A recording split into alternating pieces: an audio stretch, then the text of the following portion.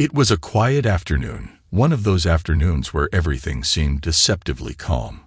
Brian sat on the couch, mindlessly flipping through TV channels, but his thoughts were miles away. He'd noticed changes in his wife Linda's behavior for months now, changes that gnawed at him like a persistent itch. Lately, she'd been leaving for work earlier and coming home much later. Always glued to her phone with whispered conversations and sly smiles, she barely tried to hide it. When he asked, she would shrug it off, saying it was just work or catching up with friends. But Brian knew better. Something was off. Linda was in the bedroom, packing for a girls' trip she'd been talking about for weeks. The unease in Brian's gut was now impossible to ignore. He sat up, listening to the faint sounds of her moving between the closet and the suitcase, his mind racing. "Are you sure you need to go on this trip?" Brian asked, his voice betraying his worry as he leaned against the doorframe. The question had been nagging him for days, but he hadn't wanted to seem paranoid. Now, though, he couldn't keep it inside any longer. Linda didn't look up from her suitcase. "Brian, we've been over this already. I need some time away," she replied flatly, almost as if she had rehearsed the line. "Time to clear my head." "A whole week, though," Brian pressed, his voice tight. "You've never gone away like this without me. Not for this long." Finally, Linda turned to face him, her eyes cold. "I'm an independent woman, Brian. I don't need your permission to take a trip with my friends. You're not my keeper." The words stung. Brian felt a lump form in his throat, but he swallowed it down. Starting another argument wouldn't solve anything, not now. "Fine," he muttered, stepping back. "Just be safe, okay?" Linda rolled her eyes, returning to her packing. Brian wanted to believe that everything would be okay, that his fears were just a product of his imagination. But as he watched her move back and forth, something caught his eye that made his heart drop. In the corner of the suitcase, tucked beneath a pile of clothes, was a sexy police officer costume, complete with a badge, handcuffs, and a hat. It wasn't the kind of thing you pack for a simple girls' trip. "What the heck, Linda?" Brian's voice erupted, sharp and filled with a mix of anger and disbelief. His pulse quickened as he stared at the incriminating outfit. "Why do you have that?" Linda glanced up, momentarily startled, but quickly recovered with a smug grin. "Oh, this," she said, pulling the costume out and holding it up as if it were nothing. "It's just for fun. The girls and I are going to have a little party." The sight of it made Brian's blood boil. His fists clenched, his body shaking with a rage he hadn't known he was capable of. "If you take one step out of this house with that," he growled, his voice low and dangerous, "I swear to God, Linda, I'll break your legs." Linda let out a cold, mocking laugh that sent chills down Brian's spine. "Shut up, Brian. Don't try to control me. I told you. I'm an independent woman. I can do whatever I want." She reached into the cupboard and pulled out an extra-large condom, waving it in his face with a twisted grin. "By the way, my lover is already waiting for me outside." Brian's world collapsed in an instant. Every doubt, every suspicion came crashing down on him with brutal clarity. The betrayal was more than he could bear. His hands trembled, not with fear, but with a blinding rage that seared through his veins. Without a word, Brian stormed out of the bedroom, his heart pounding in his chest. He practically flew down the stairs, flinging open the front door with such force that it banged against the wall.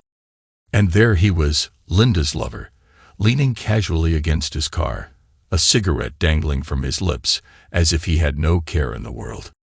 "You," Brian roared, his voice thick with fury as he crossed the lawn in a few quick strides. Before the man could react, Brian grabbed him by the collar, yanking him towards the house with a force that made the cigarette fall from his lips. "Hey, what the heck?" the man stammered, struggling in Brian's iron grip, but Brian wasn't listening. He dragged the man inside, slamming the door shut behind them. In a swift, brutal motion, he shoved him onto the living room floor. Linda, hearing the commotion, came running down the stairs, her face a mask of shock. "Brian, stop it. What the heck are you doing?" But Brian didn't respond.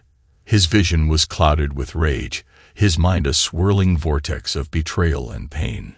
He wasn't going to let her get away with this. Not Linda. And not this jerk. This was the moment where everything changed, and Brian knew there was no turning back. The house echoed with the sounds of struggle as Brian unleashed his fury. He had the man pinned on the floor, fists striking down with a force he didn't know he possessed. Each punch was a release, a brutal catharsis of the pain and betrayal that had been festering inside him for months. The man beneath him gasped, trying to shield himself, but Brian's rage was unstoppable, a violent storm with no end in sight. Linda's screams filled the air as she rushed to pull Brian off her lover, her hands grabbing at his shoulders in a desperate attempt to stop him. "Brian, stop. Please, stop it." Brian shook her off with a snarl, his eyes wild with anger. "You think you can come into my house, sleep with my wife, and get away with it?" He spat, each word laced with venom. "You think I'm just going to let you walk out of here?" The man was barely able to speak, his words coming out in broken gasps. "Please, I didn't know. I didn't."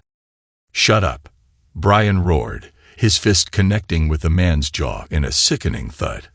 The man's head snapped to the side, and he fell silent, the fight beaten out of him. Linda was sobbing now, her voice shrill and panicked. "Brian, you're going to kill him.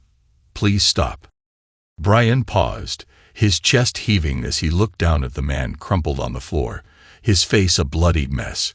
But the sight didn't bring him any satisfaction. It wasn't enough. This wasn't the revenge he had envisioned, the kind that would truly make them pay. He needed something more, something that would make them feel the depth of his pain.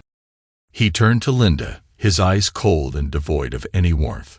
"You think you're in control, Linda. You think you can do whatever you want without consequences." His voice was low, a dangerous calm that made her blood run cold. Linda backed away, fear flashing in her eyes as she tried to reason with him. "Brian, don't do something you'll regret. Please, we can talk about this." Brian's lips curled into a smile, but there was nothing kind in it. "Oh, I won't regret this. Not for a second." He grabbed her wrist, dragging her towards the bedroom, where her half-packed suitcase lay open on the bed. Without a word, he yanked the sexy police officer costume from the suitcase and thrust it into her hands. "Put it on," he ordered, his voice like ice. Linda stared at him in disbelief, her voice trembling. "What? Are you insane?" Brian's grip on her wrist tightened, his eyes darkening. "Put it on, or I swear to God, Linda, you'll regret it." Tears streamed down Linda's face as she realized there was no escaping this. She had never seen Brian like this before, never imagined he could be so cruel. Her hand shook as she slowly unbuttoned her blouse and slipped into the costume. She could barely see through her tears as she fumbled with the buttons, her mind reeling with fear and regret. She fastened the belt, adjusted the hat, and finally looked at Brian, her voice a broken whisper. "Brian, please." But Brian's expression was unreadable as he watched her. When she was finished, he nodded towards the living room. "Go sit with your lover. Wait for the police." Linda's eyes widened in horror. "The police? What are you talking about?"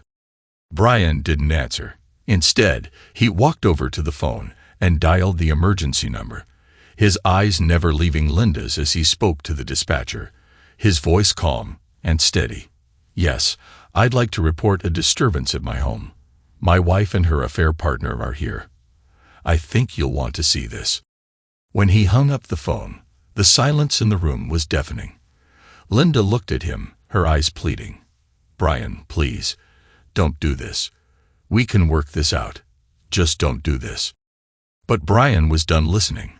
He was done with the lies, the betrayal, and the pain. He walked past Linda and the beaten man on the floor, heading for the door. He grabbed the suitcase he had packed earlier, knowing that this moment would come, and paused at the threshold. "I'm taking everything, Linda," he said coldly, his back to her. "The money, the house, the inheritance, all of it. You've lost everything, and you'll never see me again." Linda's sobs filled the room as she collapsed onto the floor, her hands covering her face. She had thought she was in control, that she could do whatever she wanted and Brian would always be there, always forgive her. But now she realized how wrong she had been. She had lost everything, and there was no going back. As Brian stepped outside, he could already hear the distant wail of sirens growing louder. He didn't look back as he got into his car and drove away. The night was dark, the road ahead stretching into the unknown. But for the first time in months, Brian felt a cold sense of satisfaction settle over him. He had done what he needed to do. He had taken back control, and in the process, he had ensured that Linda and her lover would pay for their betrayal. The image of Linda, dressed in that ridiculous costume, trying to explain herself to the police, brought a grim smile to his face. It wasn't just about revenge. It was about making sure she would never forget this night, that she would never forget what she had done. As the sirens faded into the distance behind him, Brian kept driving. He didn't know where he was going, and he didn't care. All he knew was that he was free. Free from the lies, free from the betrayal, and free from the life he had once thought was his future. And as he drove into the night, the cold, brutal satisfaction stayed with him, a reminder that he had taken back his life, and that he would never let anyone take it from him again. Brian didn't slow down until he reached the airport. The hum of the car engine faded as he turned off the ignition and stepped out. He moved with purpose, his footsteps echoing in the nearly empty parking garage. Inside, the airport buzzed with life, a stark contrast to the chaos he had left behind. But Brian didn't let himself dwell on that. He had a plan, and he needed to execute it perfectly. He approached the ticket counter with a calm demeanor, his mind replaying every detail of the past hour. Linda's tear-streaked face, her lover's muffled groans of pain on the living room floor, and the cold, methodical way he had packed his suitcase for the last time. It all felt like a dream, surreal yet vividly clear. He had known, even before confronting Linda, that something was wrong. And now, his suspicions had been confirmed in the most brutal way possible. When it was his turn at the counter, Brian handed over his passport without hesitation. "One-way ticket," he said, his voice steady. "To the Caribbean, anywhere quiet." The agent glanced at him, perhaps sensing something off, but didn't ask questions. A few keystrokes later, she handed him the ticket. "Your flight leaves in an hour," she informed him. Brian nodded, taking the ticket and moving away from the counter. He had already taken care of everything, transferring funds, closing accounts, and leaving no loose ends. He had known this day might come, and he was ready. As he walked towards the security checkpoint, he felt an odd sense of calm settle over him. His life as he knew it was over, but in a strange way, that realization brought him peace. He cleared security and found his gate. The waiting area was sparsely populated, a few weary travelers scattered among the rows of seats. Brian chose a spot by the window, looking out at the runway. The lights of the city flickered in the distance, slowly merging with the darkness as the night deepened. The weight of what he had done should have been overwhelming, but instead, all Brian felt was a sense of closure. His marriage, once the center of his world, was gone, shattered by betrayal. But in its place, he had found something new, a chance to start over. Boarding was called and Brian joined the line, his mind drifting back to the final moments of the house. He had walked out without a second glance, leaving Linda to face the consequences of her actions. She had thought she was in control, but in the end, it was Brian who had the last word. As he settled into his seat on the plane, Brian stared out the window, watching the city below as the plane lifted off. The lights grew smaller and smaller until they disappeared entirely, swallowed by the night. He knew there would be fallout, questions, and perhaps even investigations. But that was for another time, another life. For now, he was free. The plane ascended, and with it, Brian's thoughts drifted away from the past. His future was unwritten, a blank slate in a place where no one knew his name, and that was exactly what he needed. The turbulence of his life had come to an end, and as he flew towards the horizon, all he could feel was relief. The island greeted Brian with a warmth that felt almost surreal compared to the cold, calculated life he had left behind. The villa he rented wasn't anything luxurious, but it was perched perfectly on the beach where the soft, golden sands met the turquoise waters. It was here, far removed from the chaos and betrayal, that Brian began the arduous task of rebuilding his life. Each morning, Brian awoke to the soothing rhythm of the waves. The sound was like a balm to his soul, washing away the residual anger that had once consumed him. His days were simple, structured almost like a ritual to keep his mind from wandering back to darker times. He would take a swim in the clear, cool water, feeling the weight of the past slip away with each stroke. The ocean became his confessional, a place where he could leave his sins and emerge, if not cleansed, then at least lighter. In the afternoons, Brian often wandered the island, discovering hidden trails that wound through dense, tropical forests. He met the locals, people who had lived on the island all their lives, and who welcomed him with the kind of warmth that he hadn't felt in years. They didn't pry into his past or ask questions he wasn't ready to answer. They were content to let him be, offering a friendly wave or a shared meal, and in return he found solace in their company. He spent quiet evenings on the porch of his villa, a book in hand and a glass of rum by his side. The sunsets here were spectacular, the sky ablaze with colors that melted into the horizon. As the sun dipped below the water, Brian would allow himself a moment of reflection. The memories of what he had done, the revenge he had exacted, were never far from his mind. But in those peaceful moments, they felt like another life, one that he was slowly, painfully, distancing himself from.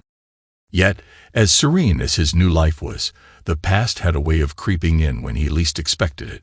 Sometimes, late at night, when the world was silent except for the rhythmic lapping of the waves, Brian would lie in bed, staring at the ceiling, and the memories would flood back with an intensity that stole his breath. He could see Linda's tear-streaked face, hear the desperate pleas of her lover, and feel the cold satisfaction that had settled in his chest as he watched them suffer. It was a satisfaction that now made him shudder. The guilt, though dulled by time and distance, was still there, lurking in the corners of his mind. It gnawed at him, especially when he saw couples walking hand in hand along the beach, laughing, carefree. Their happiness was a sharp reminder of what he had lost, no, what he had destroyed. There was a time when he and Linda had been like that, before lies and infidelity had torn them apart. Those memories stabbed at his heart, leaving behind a lingering ache that refused to heal. Music was another trigger, bringing back memories with cruel precision. A song would play on the radio, a melody that he and Linda had once danced to, and for a moment it was as if she were there with him, her head resting on his shoulder, her laughter filling the air. But then reality would set in, and the pain would rush back, raw and fresh, pulling him into the depths of regret.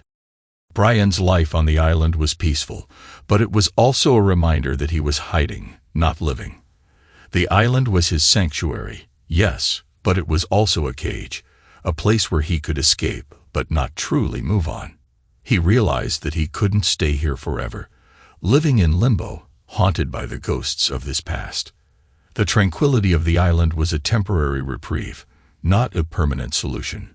He needed closure, a way to confront and accept the darkness that had taken hold of him.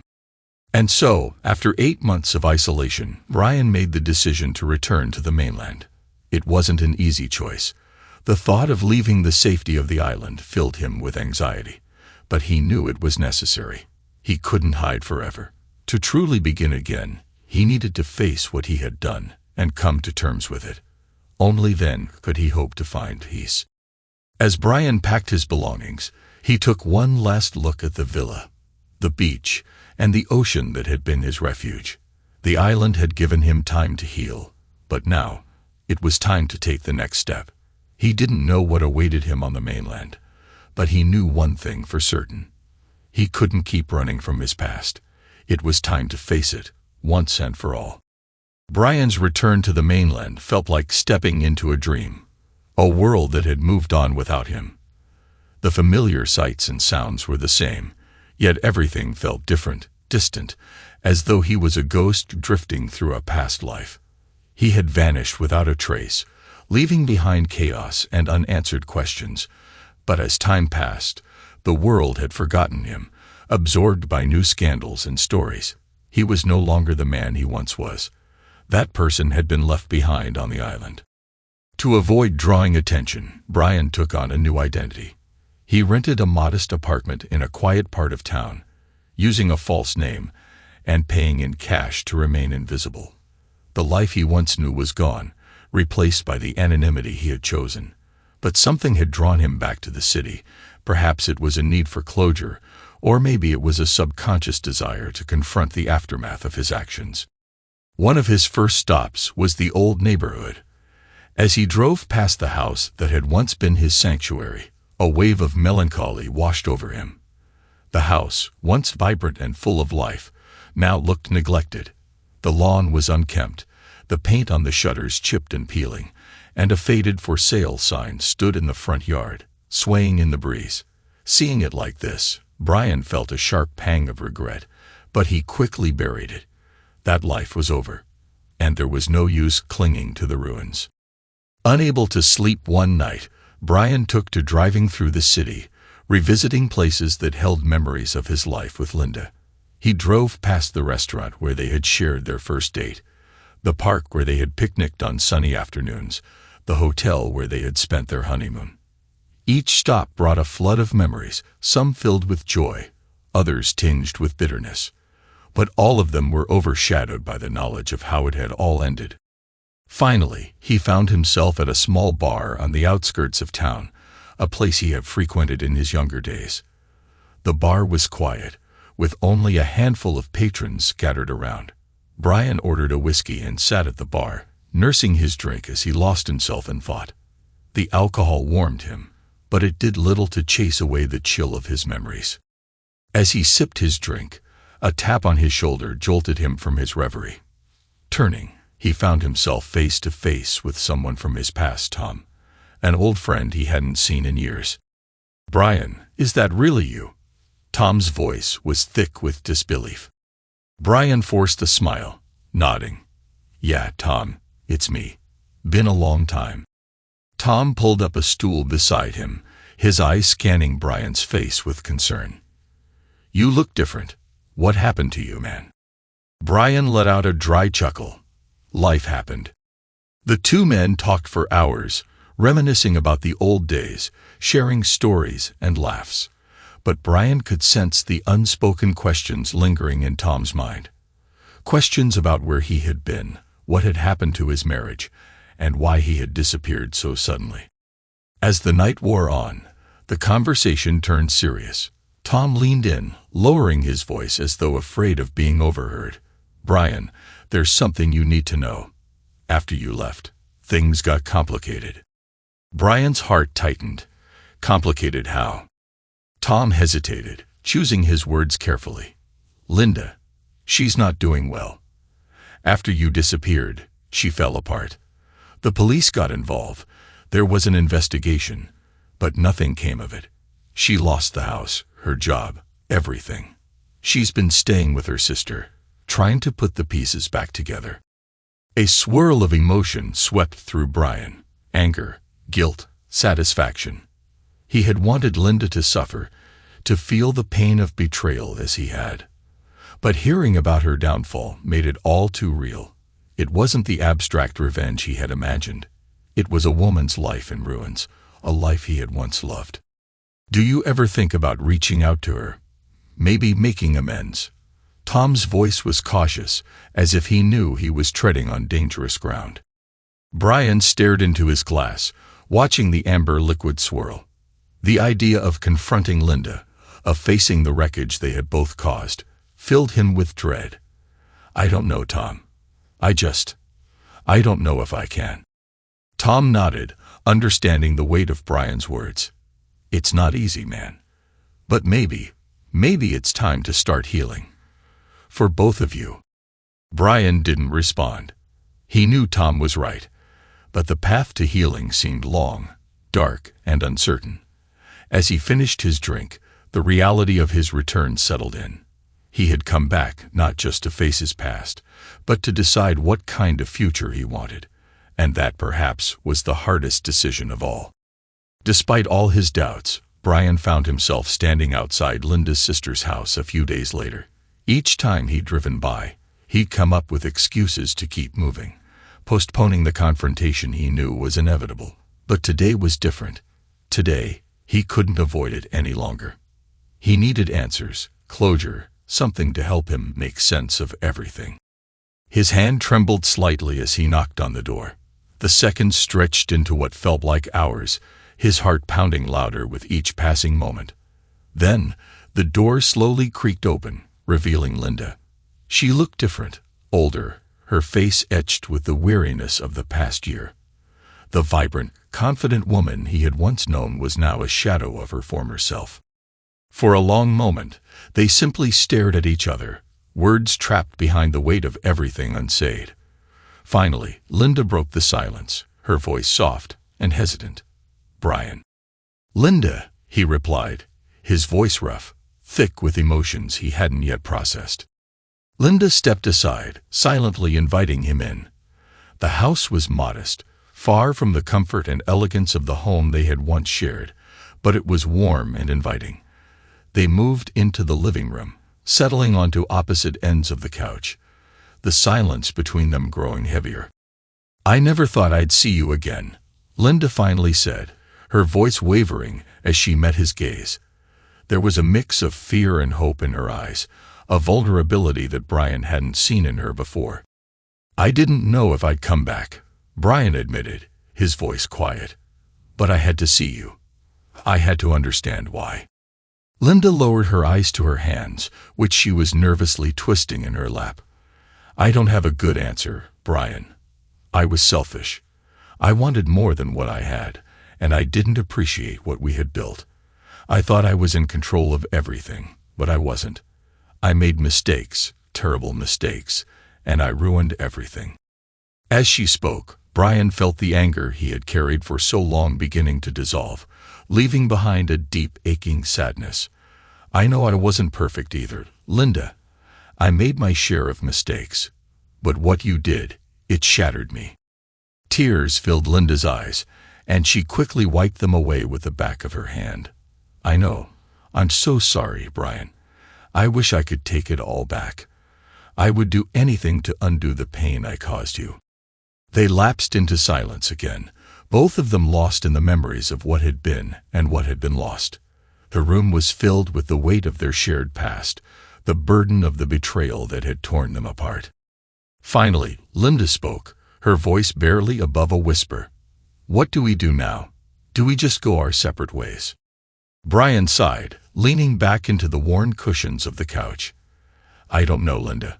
I came here looking for closure, but I'm not sure that's something I can find. Too much has happened. There's too much damage." Linda nodded, her expression a mix of understanding and sorrow. "I understand. I don't expect you to forgive me, Brian. I just want you to know how truly sorry I am." They sat there, the silence between them no longer as oppressive, but still heavy with the past. For the first time in a long while, Brian felt a tiny crack in the wall of pain and anger that had surrounded him since that fateful day. It wasn't much, but it was something, an opening, a possibility. "I need time," Brian finally said, his voice steady. "I don't know if we can ever be what we were, but maybe we can find a way to move forward, even if it's separately." Linda managed a small, sad smile, her eyes glistening with unshed tears. "I'd like that, Brian. I really would."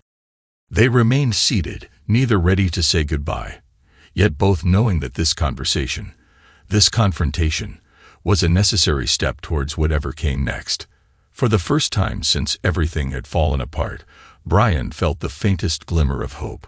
Perhaps with time, they could both find some measure of peace. The days that followed their confrontation were marked by tentative steps toward healing. Brian and Linda navigated an awkward terrain, filled with conversations that reopened old wounds and memories that stirred emotions they had both tried to bury. They weren't trying to rebuild what was lost, but were instead seeking to understand how to live with the scars. At first, their interactions were strained. The weight of their shared past loomed over every word, every glance.